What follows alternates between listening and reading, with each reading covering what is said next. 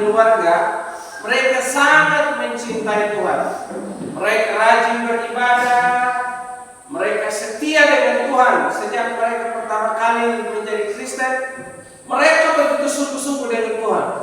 Nah, suatu ketika saudara, ada satu orang yang bernubuat bahwa suatu saat mereka akan menjadi keluarga yang melayani Tuhan. Nah, dengan berdasarkan itu, maka orang suami ini dia berdoa kepada Tuhan.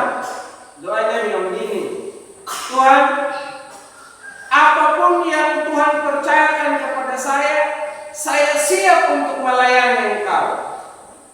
Kalau Tuhan benar-benar memanggil saya untuk menjadi pelayan, menjadi hamba-Mu, saya siap untuk melayani. Itu dia berdoa dengan penuh kesungguhan di kamar. Istrinya dengar waktu dia berdoa. Lalu setelah dia berdoa, istrinya panggil sama dia, Papi. Lalu dia menjawab dari dalam ruangan. Dia bilang, kenapa? Istrinya bilang begini, Papi, tolong kau pergi sapu dulu ini halaman rumah ini, karena sebentar lagi akan datang hujan.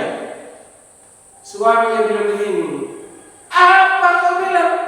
Kau suruh saya pergi sapu halaman rumah lagi. Nah, sebentar malam ya, tiba-tiba dia dapat pesan dari Bapak Gembala. Bapak Gembala bilang begini, selamat malam Pak, saat ini kami sedang membutuhkan seorang yang bisa membantu kami untuk menjadi seorang pastor. Tugasnya adalah sapu-sapu gereja. Ternyata saudara, dia berdoa. Tadi kan berdoa supaya apapun yang Tuhan percayakan dia siap melayani. Akhirnya ini bapak ini berpikir, tadi istri saya suruh untuk sapu halaman. Sekarang Bapak Gembala minta saya lagi untuk menjadi seorang pastor. Dia berpikir, apa ini adalah panggilan Tuhan? Saya pikir tidak. Masa saya hanya menjadi seorang pastor saja dengan kemampuan intelektual atau pengetahuan saya yang begitu banyak, dengan pengalaman saya yang begitu banyak, dengan posisi atau status saya yang terhormat, tidak mungkinlah saya menjadi seorang pastor saja. Dan dia bilang begini, mohon maaf Bapak Gembala, kalau untuk tugas ini saya belum bisa bersedia saat ini, mungkin di lain waktu. Lalu dia berdoa terus sama Tuhan, Tuhan, saya siap melayani Engkau. Lalu ada bisikan bilang begini, kau dipercaya hal yang kecil saja, istrimu suruh kau sapu, baru Bapak Gembala ajak kau jadi pastor, kau tidak bersedia. Pada siapa yang tidak setia dalam perkara kecil, maka dia tidak dipercayakan untuk perkara yang lebih besar. Nah, akhirnya orang ini gagal melayani saudara, karena dia pikir saya ini orang hebat, mana mungkin saya menjadi seorang pastor. Nah, saya mau tanya sama saudara, kalau saudara direkrut jadi pastor, bersedia atau tidak? Bapak itu yang lain, ini murid Bapak Aldo, siapa lagi ini? Ini kayaknya berat kamu jadi pastor ini ya. Jadi saudara-saudara, kalau kamu mau dipercayakan hal yang lebih besar, setialah dari perkara yang kecil. Hari ini kita akan belajar dari seorang tokoh yang bernama Bartolomeus. Ini fotonya saudara, agak sedikit buram ya. Kalau saudara pakai kacamata mungkin harus bisa lihat dengan baik. Nah, Bartolomeus adalah seorang yang mengikut Kristus dengan tulus dan setia. Bartolomeus seorang yang mengikut Kristus dengan tulus dan setia. Ya. Bacaan firman Tuhan dalam Yohanes pasal 1 ayat 45 sampai ayat 9 dan di dalam kitab Markus pasal 3 ayat 18 yang demikian berfirman Tuhan di dalam kitab Yohanes pasalnya yang pertama ayat 45 sampai ayatnya yang ke-49. Saya bacakan buat sekalian dalam Yohanes pasal 1 ayat 45 sampai ayatnya yang ke-49. Filipus menemui Natanael dan berkata kepadanya, "Kami telah menemukan dia yang disebut oleh Musa dalam Taurat dan oleh nabi-nabi, yaitu Yesus anak Yusuf dari Nazaret." Kata Natanael kepadanya, "Mungkinkah sesuatu yang baik datang dari Nazaret?" Kata Filipus kepadanya, "Mari dan lihatlah." Yesus melihat Natanael datang kepadanya, lalu berkata tentang dia, "Lihat, inilah seorang Israel sejati, tidak ada kepalsuan di dalamnya." Kata Natanael kepadanya, "Bagaimana engkau mengenal aku?" Jawab Yesus kepadanya, "Sebelum Filipus memanggil engkau, aku telah melihat engkau di bawah pohon ara." Kata Natanael kepadanya, "Rabi, engkau anak Allah, engkau raja orang Israel." Dalam kitab Markus pasal 3 ayat 18 demikian. Selanjutnya Andreas, Filipus, Bartolomeus, Matius, Thomas, Yakobus anak Alfeus, Tadeus, Simon orang Selot. Dikatakan selanjutnya Andreas, Filipus dan Bartolomeus. Filipus dan Bartolomeus ini mereka merupakan sahabat yang paling dekat. Selain itu juga Yohanes dan Yakobus, mereka punya kedekatan dengan Bartolomeus. Nah, Bartolomeus ini saudara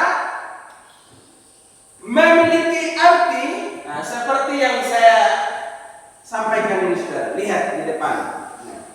Bartolomeus sebetulnya berasal dari kata bahasa Arab, yaitu bar yang artinya talmai atau tolmai. Nah, sedangkan bar artinya anak, talmai. Nah, nama ayahnya yaitu talmai atau tolmai, yang berarti petani, anak talmai, atau dapat juga dimaknai secara luas sebagai keturunan talmai, orang pekerja tanah atau pekerja. Nama Bartolomeus adalah nama keluarga, sama seperti saya. Saudara, kalau saya punya anak, saya tulis namanya semua anak bernama Tunggul Awal. Padahal sebetulnya itu nama keluarga. Tapi kalau kita di Sumba kan tidak terlalu banyak begitu. Biasanya kalau orang Batak itu, kalau sudah batu bara dia punya bapak, batu bara semua dia punya anak cucu-cucu. Kalau dia punya papa namanya opanya nama si Homing, maka keturunan dia si Homing semua. Nah, kalau batu kana semua. Nah, itu kalau orang-orang Batak saudara. Bartolomeus ini dalam tradisi disebutkan bahwa dia merupakan salah satu atau satu-satunya murid Yesus yang berasal dari keturunan raja. Nah, Ptolemeus atau keturunan mereka yaitu Ptolemeus merupakan seorang raja yang memimpin di Romawi. Dan nama ini dituliskan atau disebutkan untuk menunjukkan bahwa Bartolomeus atau Natanael ini bukan orang sembarangan, tetapi merupakan orang yang terhormat. Nama Bartolomeus, nama aslinya sebetulnya adalah Natanael, yang berarti pemberian Allah atau karunia Tuhan. Jadi kalau saudara punya anak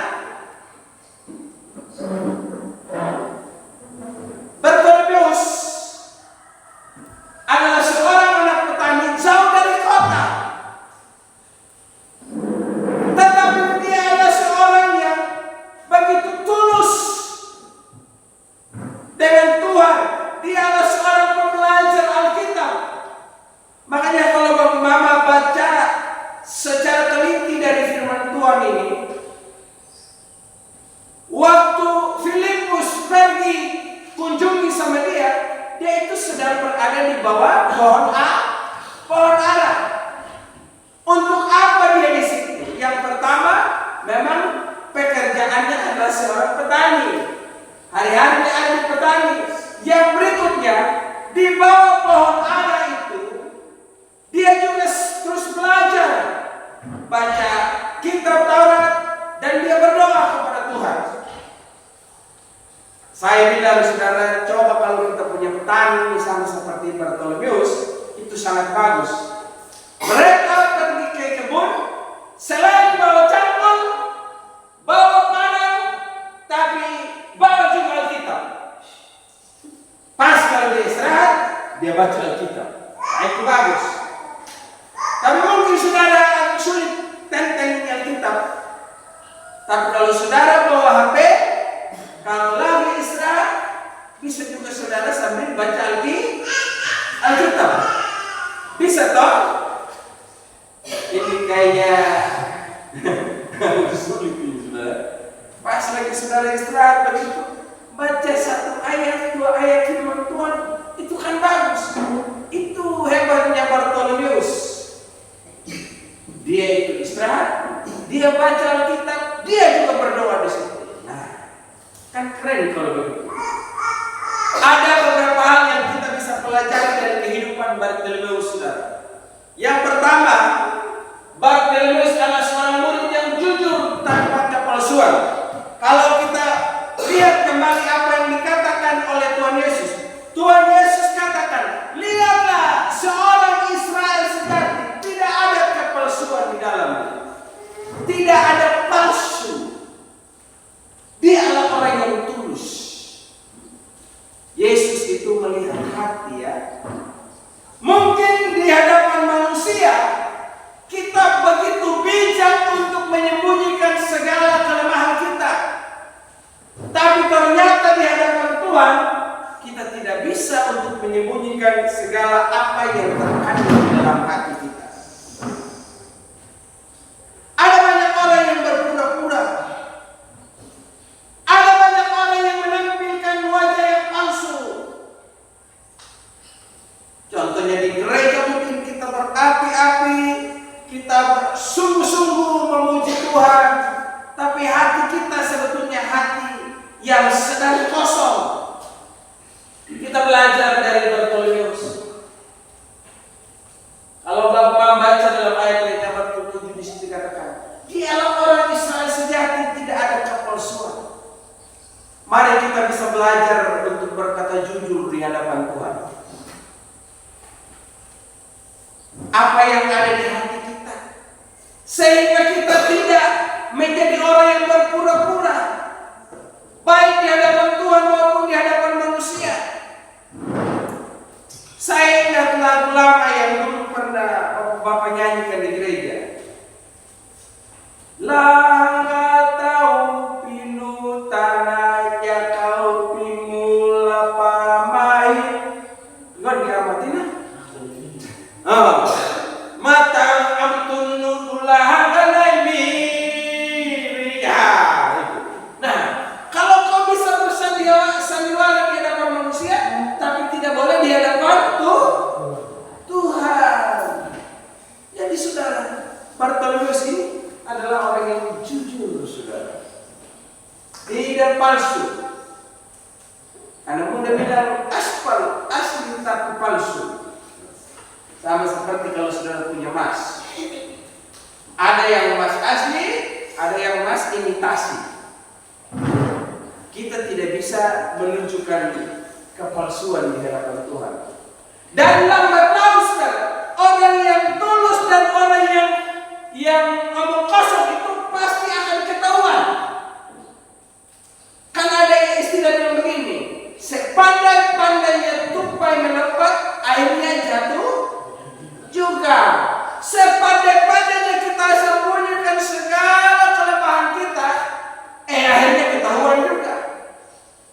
Saya orang yang suka bermain di media sosial, saudara. Saya juga heran. Rahasia-rahasia orang itu tiba-tiba orang posting saja di grup, posting saja di media sosial. Ini bicara ini. Apalagi kalau masa-masa pilkada itu saudara ya. Itu tiba-tiba ada satu grup sebentar, oh mereka bahas ini. Saudara yang saya kasih dalam Tuhan, kalau manusia saja bisa tahu kita punya rahasia, apalagi Tuhan. Makanya saudara jangan bohong-bohong sama Tuhan. Kita mungkin tampil seperti malaikat di dalam gereja atau di hadapan sesama jemaat, di hadapan rekan pelayan, tapi di hadapan Tuhan kita tidak bisa demikian. Nah, seandainya kalau Tuhan hari ini datang di sini, kira-kira kata apa yang Tuhan katakan sama saudara? Apakah dia bilang begini sama saudara? Ini adalah jemaat yang paling jujur di gereja ini, atau dia berkata ini adalah jemaat yang suka tipu-tipu ya orang? Kira-kira kata-kata apa yang cocok Tuhan katakan sama saudara kalau seandainya Tuhan datang hari ini? Kalau karena saya kira-kira Tuhan bilang apa? Apakah dia bilang ini adalah ibu-ibu yang paling jujur di gereja ini?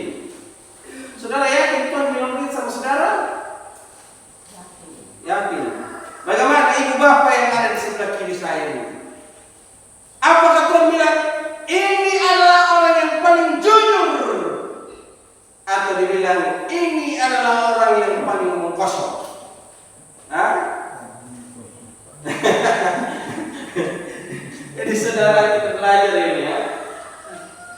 Jadi Bartolomeus ini dia ini apa adanya saja, tidak berpura-pura, tampil apa adanya, dan itu jauh lebih dihargai Tuhan dibanding kita tampil seperti orang yang begitu rohani, padahal hati kita sedang kosong. Saudara mungkin bilang begini, saya tidak pernah buat begitu. Saya jujur, saudara, pernah buat begitu. Contohnya, di gereja saya tidak dihantar begitu sungguh-sungguh. Tapi di belakang itu hati saya bisa lain saja. Akhirnya orang bilang begini, aduh bisa saja. Padahal kita pikir dia selama ini adalah orang yang begitu rohani, tapi ternyata begitu saja model. Begitu saja dia punya kelakuan. Karena kita jadi orang yang suka munafik di hadapan Tuhan. Jadi hari ini Bartolomeus ajar kita supaya kita jadi orang yang tulus, saudara ya, tidak boleh berpura-pura. Dia juga ngomong apa adanya di hadapan Tuhan. Waktu dia berjumpa dengan Tuhan, dia bilang begini. Waktu dia berjumpa dengan Filipus, mungkinkah sesuatu yang baik datang dari Israel? Dari Nazaret? Itu punya dasar, saudara. Karena nabi-nabi sebelumnya tidak pernah ada yang berasal dari Nazaret, tapi semuanya berasal dari Yerusalem. Jadi ketika Filipus bilang begini, kami sudah temukan Yesus, kau nyambung kosong. Jadi dia bicara jujur. Jadi dia tidak bilang begini, oh begitu ya, padahal hatinya lain. Jadi saudara, mari kita belajar. Hal pertama adalah Bartolomeus seorang yang tulus. Tuluskah hatimu mencintai aku? Sama-sama kita nyanyi lagu ini. Hah? Oh saudara tidak tahu ya. Nah, jadi tulus. Yang kedua yang kita bisa belajar dari Bartolomeus, dialah seorang murid yang menikmati perjumpaan dengan Tuhan Yesus. Di dalam ayat yang ke-48 sampai ayat yang ke-49 di dalam Injil Yohanes yang baru saja kita baca, sekali lagi saya bacakan buat sekalian. Dikatakan begini, kata Natanael kepadanya, bagaimana engkau mengenal aku? Jawab Yesus kepadanya, sebelum Filipus memanggil engkau, aku telah melihat engkau di bawah pohon ara. Kata Natanael kepadanya, Rabi, engkau anak Allah, engkau raja orang Israel. Dikatakan, bagaimana engkau mengenal? Baru saja Natanael atau Bartolomeus datang, Tuhan Yesus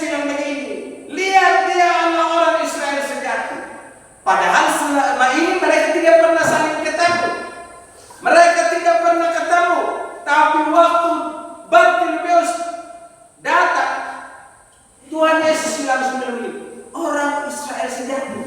Makanya Nathanael atau Bartolomeus kaget. Tuhan, bagaimana mungkin engkau mengenal saya? Padahal kita tidak pernah saling ketemu. Lalu Tuhan Yesus bilang begini, sebelum Filipus memanggil engkau, aku sudah melihat engkau di bawah pohon ara. Untuk apa di situ? Tadi saya katakan, di situ dia belajar firman Tuhan dan dia berdoa kepada Tuhan. Nathanael kaget, kok bisa saja kau tahu semua tentang saya? Apa yang saya lakukan selama ini, kok bisa saja Tuhan tahu? Kata-kata itulah yang membuat Nathanael ini tersentuh. Kok dia tahu semua tentang saya? Berarti betul dia ini bukan orang sembarangan. Dia adalah Tuhan. Makanya dia katakan begini, engkau anak Allah, engkau raja orang Israel. Murid yang pertama menyebut Yesus sebagai anak Allah bukanlah Petrus. Kalau saudara baca Alkitab, Tuhan Yesus tanya kepada para murid-muridnya, menurut banyak orang, siapakah aku ini? Mereka menjawab, ada yang mengatakan engkau adalah Yohanes Pembaptis, engkau adalah salah satu nabi yang akan datang. Tetapi ada juga, apa kata kalian terhadap saya? Kata Yesus kepada mereka. Petrus menjawab, engkau adalah anak Allah. Maka Tuhan Yesus katakan, engkau adalah Petrus, di atas batu karang ini aku akan mendirikan jemaatku. Sebetulnya bukan Petrus orang pertama yang disebut Yesus anak Allah. Pengakuan lahir dari hati yang penuh kepercayaan bahwa Yesus itu adalah anak Allah. Tapi Nathanael atau Bartolomeus, Tuhan Yesus kenal sama Nathanael. Dia tahu tentang keberadaannya saat dia berada di bawah pohon ara. Nah, sekarang Nathanael dia katakan kepada Yesus, engkau adalah Allah, engkau raja orang Israel yang kami nanti-nantikan itu. Nah, dari kata-kata ini kita melihat bahwa keduanya ini mereka saling mengenal satu sama lain. Mereka ini punya kedekatan, punya pengenalan yang dalam satu dengan yang lain. Sebetulnya saudara, perjumpaan kita dengan Tuhan harusnya menjadi titik awal di mana kita mengenal Tuhan lebih sungguh. Kalau kita katakan aku kenal Tuhan, berarti saudara ada perubahan terjadi. Ketika Nathanael jumpa dengan Tuhan, dia habis lihat sama dia, pas sudah tidak. Tapi dia katakan engkau adalah Tuhan. Ada iman yang tumbuh, ada keyakinan yang tumbuh dalam dirinya, ada pengenalan yang benar akan Yesus. Semestinya pengenalan kita akan Tuhan bukan hanya sekedar kata-kata atau teori saja, tapi itu harus lahir dari hati yang benar-benar dalam. Makanya saudara, kalau ada kegiatan global, saudara itu bagus, itu belajar tentang hubungan yang benar dengan Tuhan, belajar tentang keintiman dengan Allah. Kalau api mereka tidak padam, bagi yang pernah ikut global pasti tahu tentang hal ini. Tapi kalau api mulai padam, berarti saudara tidak menyala terus. Saya mau tanya, masih menyala abangku?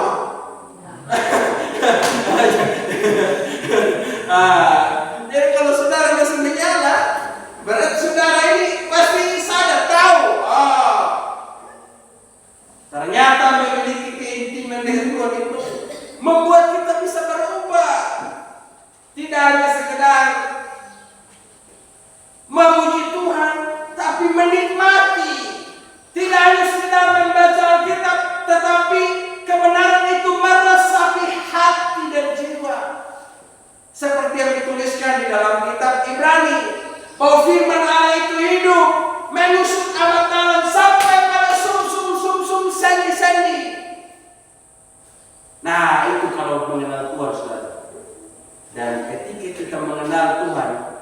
itu akan membuat kita bangga, bersyukur, dan itu akan menjadi pengalaman terbaik yang kita rasakan. Kita tidak akan mungkin lepas dari hadirnya Tuhan kalau kita nikmati pengalaman pribadi dengan Dia. Saya kasih contoh saudara. Kalau saudara baru bertemu sama seorang yang paling terkenal, paling kaya, katakanlah sekarang ini namanya Elon Musk, seorang yang kaya raya, itu yang punya Starlink saudara. Itu sekarang ada bikin HP itu paling murah HP-nya sekarang itu 12 juta rupiah saudara. Dan itu tidak perlu kita jaringan Telkomsel. Itu langsung dari jaringan kita. Kalau tiba-tiba ini Elon Musk datang, dia ini orang kaya raya, baru ketemu sama saudara, dia ajak saudara cerita dengan dia.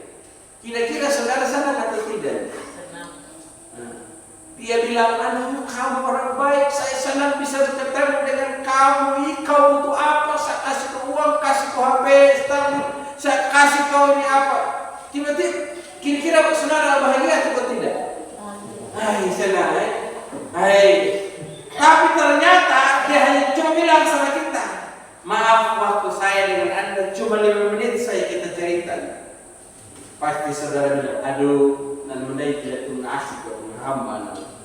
Walaupun saudara baru ketemu sama dia, tapi karena saudara ketemu sama dia itu langsung punya kedekatan, bahkan dia bilang saya kasih kau ini, wih, hati kita bangga. Apalagi dengan Tuhan saudara. Kalau jumpa dengan Tuhan membuat kita harus bahagia lebih dari apapun yang pernah kita rasakan di bumi ini. Dari pengalaman itulah maka Daud bilang begini, lebih baik 1 hari di pelataran Tuhan daripada 1000 hari di tempat lain. Karena di dalam hadirat Tuhan aku menikmati keindahan dan ku nikmati Kau Tuhan, tenanglah hatiku. Saudara, ketenangan, kebahagiaan, damai sejahtera, sukacita hanya yang ditemukan di dalam Kristus. Makanya kita belajar dari Paulus. Pengalaman perjumpaan dengan Tuhan membuat dia bisa berubah dan mengenal Tuhan lebih sungguh. Kekristenan saudara itu mestinya membuat saudara makin hari makin berubah, bukannya makin hari makin mundur, makin menjauh. Kebanyakan hanya di malam Natal, ini kan kita lagi mendekati masa Natal saudara. Nah, di malam Natal kita itu dekat sudah dengan Tuhan. Kita bilang, ah Tuhan, aku mau sungguh-sungguh dengan Tuhan, aku persembahkan hidupku bagi Tuhan. Dan iblis itu saudara, waktu saudara menyerahkan hidupmu kepada Tuhan, dia kecewa dengan saudara. Dia kecewa karena dia tidak ada kawan lagi. Karena faktor dia kecewa saudara, dia nyanyi. Iblis punya lagu saudara, khusus malam Natal. Lagunya adalah mulai malam ini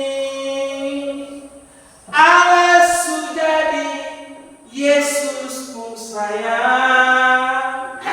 Dia nyanyi. Tapi saudara jangan balas nyanyi begini.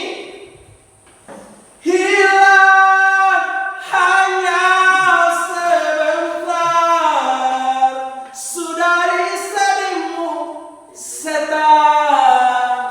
Cuma malam Natal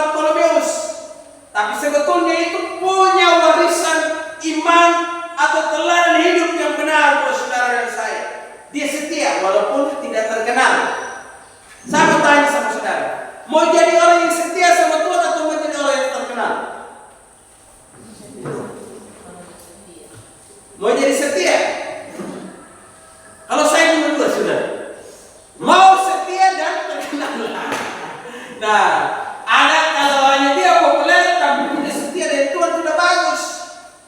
Apalah artinya saya menjadi seorang pendeta yang terkenal tapi saya tidak setia dengan Tuhan? Apalah artinya saudara menjadi jemaat yang terkenal di mana-mana tapi saudara tidak sungguh-sungguh dengan Tuhan? Lebih baik setia walaupun tidak terkenal, tapi lebih baik dua-duanya, setia dan terkenal. Nah, Bartolomeus ini adalah seorang yang tidak terkenal, pelayanannya itu tersembunyi. Dalam beberapa sejarah dituliskan bahwa Bartolomeus ini adalah seorang yang melayani Tuhan. Setelah pencurahan Roh Kudus, saudara baca di dalam kitab Kisah Para Rasul, maka para murid itu mulai menyebar di mana-mana. Dia bersama dengan Filipus, karena mereka berdua ini konco. Tahu konco toh? Saudara dan saya itu kan kita berkonco ini, artinya berkawan akrab. Nah, setelah pada pencurahan Roh Kudus, mereka itu bilang begini, ayo mari kita pergi pelayanan dengan semangat yang membara berapi-api. Mereka jalan di Asia Kecil dan beberapa kota yang lain. Dan setelah mereka pelayanan, saudara, akhirnya mereka berpisah lagi satu dengan yang lain. Mereka bilang begini, ayo kita bagi wilayah. Para murid Yesus itu mereka kumpul, mereka buat pemetaan wilayah. Kau melayani daerah ini, kau melayani di sini, you melayani di sini, kau melayani di situ. Jadi mereka bagi-bagi. Akhirnya ini Bartolomeus ini melayani di India, di Mesopotamia, Persia, Arabia, dan beberapa daerah-daerah lain. Dia pelayanan. Dalam Alkitab saudara tidak temukan, tapi itu dituliskan oleh sejarah-sejarah gereja, termasuk Eusebius dan beberapa kawan-kawan yang lain yang menuliskan tentang pelayanan dari Nathanael. Saudara, dia itu melayani di daerah-daerah. Betapa bahagianya kalau saudara juga punya panggilan dan saudara sebetulnya meresponi panggilan itu. Tuhan, aku bersedia melayani dengan kemampuan bakat talenta yang saya miliki. Apapun yang saudara bisa lakukan, saudara sebetulnya bisa lakukan. Sederhana, tetapi itu bermanfaat. Sederhana, tetapi itu berharga di mata Tuhan. Tidak selamanya saudara, sesuatu yang kita anggap merihamnya benda, belum tentu itu yang paling berharga di mata Tuhan. Tetapi dimulai dari ketulusan hati. Contoh, saudara, hanya sapu-sapu gereja. Tapi waktu saudara sapu gereja, saudara bilang, saya sapu ini gereja dengan penuh ketulusan karena saya cinta sama Tuhan, saya mau melayani Tuhan. Setia dengan sungguh-sungguh menunggu pelaku, itu berharga di mata Tuhan. Daripada saudara datang dan berkhotbah di sini, tapi tidak dilandasi oleh ketulusan. Banyak orang terpesona dengan sebuah pelayanan yang populer yang besar, tapi tidak dimulai dengan ketulusan hati. Juga yang kalaku Bapak Ibu, saya berjumpa dengan beberapa rekan hamba Tuhan yang lain. Mereka bilang begini, Pak Yohanes, kamu itu adalah orang yang paling bahagia. Kamu melayani di kampung, kamu itu melayani dengan penuh ketulisan, dengan penuh kerendahan hati, lebih bagus daripada kamu melayani di kota, tapi motivasi pelayanan mencari uang. Jangan lihat kami yang bawa Tuhan yang melayani di kota-kota. Ujung-ujungnya harus melayani sebentar. Kita sudah mulai pikir, yang saya dapat sebentar itu pasti sekian.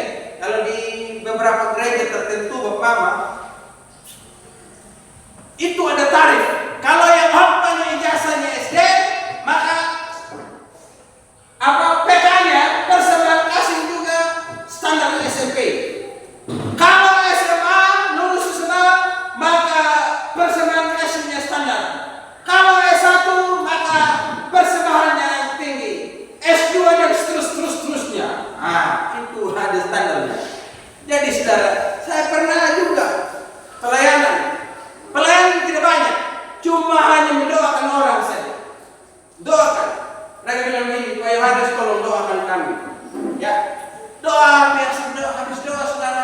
tiba-tiba dia kasih saya persembahan 500.000. Doa saja bukan khotbah. Apalagi saya khotbah saudara. Sudah sekian. Bagi saya orang kampung itu saudara, itu adalah persembahan yang begitu luar biasa dan saya tidak pernah dapatkan dengan hanya saya berdoa begitu saja. Begitu juga khotbahnya ada tarifnya saudara. Pernah bilang begini, bagus sekali kamu. Yang sebetulnya ada nilai baiknya kita tinggal di kampung, tapi ada tidak baiknya juga. Orang yang di kota juga begitu, ada baiknya, ada tidaknya juga. Jadi tergantung kita sebetulnya dalam melayani, tergantung kita. Kalau tulus berarti itu berharga di mata Tuhan. Mama, kasih kopi sama papa itu harus melayani yang tulus. Amin. Dengan sungguh-sungguh. Itu adalah pelayananmu bagi Tuhan. Tuhan bilang ini, apapun yang kamu perbuatlah dengan segenap hatimu seperti untuk Tuhan dan bukan untuk manusia. Ya kau tak pakai anu pengang min babang. Kenapa? Jadi tidak bagus itu saudara. Sama juga kita laki-laki ya. Laki-laki juga begitu. Kita harus memberikan pelayanan yang terbaik. Satu dengan yang lain. Karena kita ini dipanggil saudara untuk melayani. Contoh mama, mungkin waktu saudara melayani itu tidak terkenal. Rima kayak kalau budaya ini tahu baik. La zaman now hanya mikirin lingkungan. Ya zaman dulu kawin now bukan bukan gitu. Betul toh? Ayah namanya tempat terhormat nih. Iya, tahu yang bikin berperangan dilakuin. Saran, pendapat, usul. Yang orang kita tahu lah. Dan itu kan dilindungi oleh mana-mana, hak asasi manusia. Kalau zaman dulu, ya abang, tapi memang ada abang. Namun yang mungkin lebih tak tahu. Dua kata tadi bukan kelima menurut ini. Kayaknya bukan anak yang tahu ini. Oh ini apa? Adik kayaknya apa? Wah ini orang tahu hukum kandang nama-nama hukum. Ini kemudian yang paling penting dia mata dia itu punya pun. Itu lagi ni, oh dia dulu. Itu ada lain dulu. Nah, jadi dulu itu tidak terlalu berharga. Sekarang kamu berharga. Kita semua sama-sama berharga. Amin. Saudara yang dikasihi oleh Tuhan. Selanjutnya, Bartolomeus adalah seorang yang berkorban demi Injil. Itu juga dituliskan dalam Alkitab, tetapi dalam sejarah gereja dituliskan pelayanan dan kehidupan serta bagaimana matinya Bartolomeus. Waktu dia pelayanan di Armenia, Bartolomeus ini memenangkan seorang raja. Ceritanya, raja ini punya anak sakit gila karena dirasuki setan. Pada hidup ketobakan, akhirnya panggillah sama Bartolomeus. Bartolomeus, tolong kau doakan saya punya anak ini. Habis doa, akhirnya anak dari salah seorang raja Armenia ini sembuh total. Manhala panjang, akhirnya seluruh keluarga dan beberapa orang yang ada di bawah pemerintahannya itu mereka percaya kepada Tuhan. Pada para ayat yang lemiri, datang orang muda, datang dan menjadi keluarga dan merambah. Nah, anda dilihat dia dan merambah. Kalau saya tidak salah itu dari nama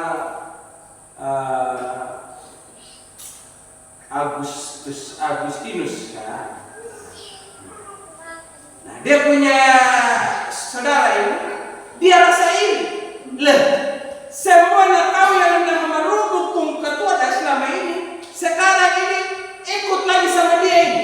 Oh, kalau begitu, dia tak hasut Yahudi, supaya kita anggap dia ini sebagai perusak.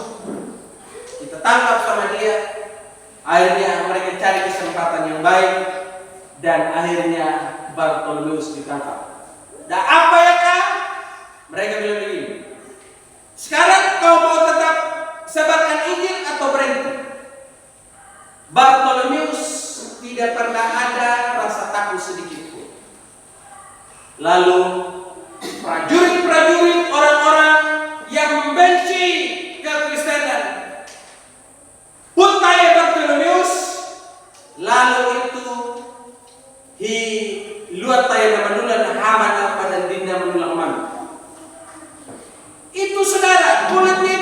sudah mulai dari ujung jari, semua.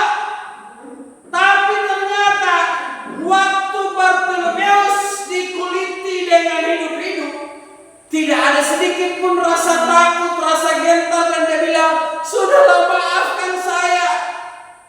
Tidak. Dia tetap dengan tersenyum memandang kematiannya di dalam Tuhan. Karena sudah tidak melihat dia itu ada reaksi rasa takutnya, akhirnya orang-orang waktu itu, "Sudahlah kalau begitu, kita harus salibkan sama dia."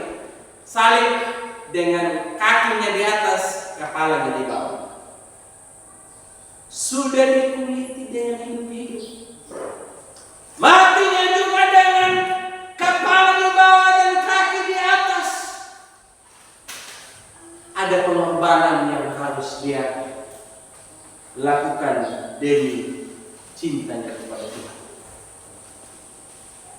Ada pengorbanan, baik itu waktu, baik itu materi, harta kekayaan, tenagamu, itu pasti engkau harus persembahkan pada Tuhan. Bahkan seluruh hidupmu kalau engkau cinta sama Tuhan. Bapak Ibu Saudara yang saya kasih, sekali lagi, Bartimeus karena dia cinta sama Tuhan, dia rela melihat tubuhnya ini sedikit demi sedikit dicabik, tetapi dia tidak pernah sedikit pun untuk mundur dari Tuhan. Dia persembahkan seluruh hidupnya bagi Yesus yang dia layani. Saudara, mungkin kita tidak diminta untuk berkorban sampai sejauh itu, tapi Tuhan hanya minta waktumu untuk bisa datang kepada Tuhan. Waktumu untuk engkau bisa datang beribadah, waktumu untuk engkau bisa datang bekerja bagi Tuhan. Tuhan hanya minta waktumu untuk engkau bisa berdoa, memuji dan menyembah Allah. Tuhan hanya minta waktumu untuk bisa bangun keakraban dengan Dia. Tuhan tidak terlalu minta sesuatu yang lebih besar yang tidak engkau miliki, tetapi apa yang ada padamu itu yang Tuhan minta sekarang. Waktu, tenagamu, selagi engkau masih kuat, selagi engkau masih bisa, selagi engkau masih mampu, selagi engkau masih muda. Ayo anak-anak muda, kamu persembahkan hidupmu bagi Tuhan. Kamu akan kecewa suatu saat nanti, saat kamu sudah tidak bisa berbuat apa-apa lagi, kamu sudah tidak berdaya, kamu akan kecewa. Andaikan saja dulu saya persembahkan hidup saya bagi Tuhan untuk melayani, tapi ternyata sekarang waktu sudah tidak memungkinkan saudara untuk bisa melayani Tuhan dengan sepenuhnya. Tuhan minta hartamu, tapi mengapa engkau terlalu kikir dengan Tuhan? Engkau terlalu perhitungan sama Tuhan. Saudara berpikir uang 10.000 itu jauh lebih berharga dari Tuhan. Kadang kita manusia ini lebih hitung-hitungan, untuk saya, untuk saya, untuk saya. Saudara tidak rela untuk berkorban harta apa yang kau miliki. Mungkin saudara, kita di gereja kita hanya minta, ayo kamu punya gerakan 1.000 saja satu bulan. Tapi saudara bilang, aduh maaf pendeta, saya lupa.